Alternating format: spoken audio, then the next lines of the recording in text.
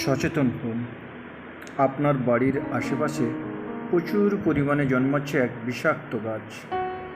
এতে সাদা সাদা ছোট ফুল দেখা যায় এবং পাতাগুলি দেখতে গাজর পাতার মতো।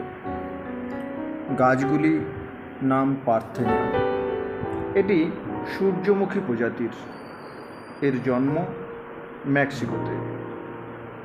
মূলত পার্থেনিয়াম গাছের ফুলের রেণু হাওয়ার মাধ্যমে মানুষের সংস্পর্শে আসে, শ্বাস প্রশ্বাসের মাধ্যমে দেহে প্রবেশ করে, যার ফলে ডার্মাটাইটিস, জ্বর, হাঁপানি প্রভৃতি দেখা যায়।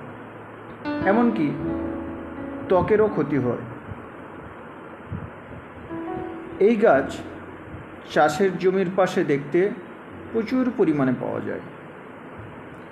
এই গাছ মাটিতে নাইট্রোজেন শোষণ করে নেয়, ফলে মাটির উর্বরতা কমে যায়, ফসলের ক্ষতি করে।